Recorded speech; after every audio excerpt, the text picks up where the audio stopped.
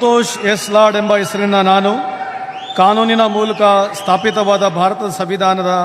ವಿಷಯದಲ್ಲಿ ನಿಜವಾದ ಶ್ರದ್ಧೆ ಮತ್ತು ನಿಷ್ಠೆಯನ್ನು ಹೊಂದಿರುತ್ತೇನೆಂದು ನಾನು ಭಾರತದ ಸಾರ್ವಭೌಮತ್ವವನ್ನು ಮತ್ತು ಅಖಂಡತೆಯನ್ನು ಎತ್ತಿಡುತ್ತೇನೆಂದು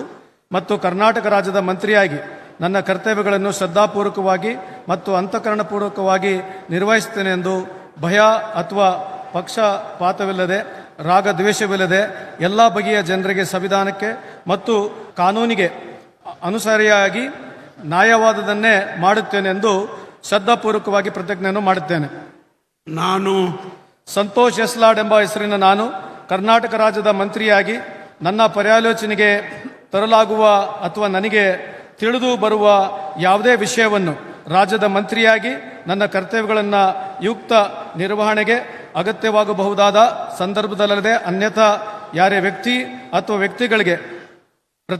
ಪ್ರತ್ಯಕ್ಷವಾಗಿ ಅಥವಾ ಪರೋಕ್ಷವಾಗಿ ತಿಳಿಸುವುದಿಲ್ಲ ಅಥವಾ ಬಹಿರಂಗಪಡಿಸುವುದಿಲ್ಲ ಎಂದು ಶ್ರದ್ಧಾಪೂರ್ವಕವಾಗಿ ಪ್ರತಿಜ್ಞೆಯನ್ನು ಮಾಡುತ್ತೇನೆ.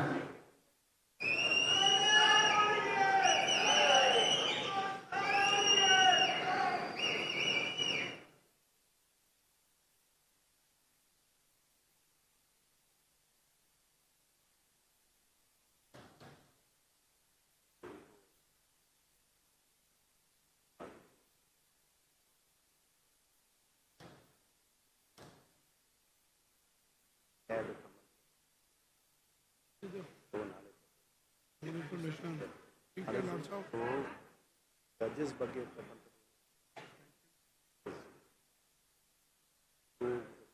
ಮೀಟಿಂಗ್ ಮಾಡಬೇಕಾಗೋದು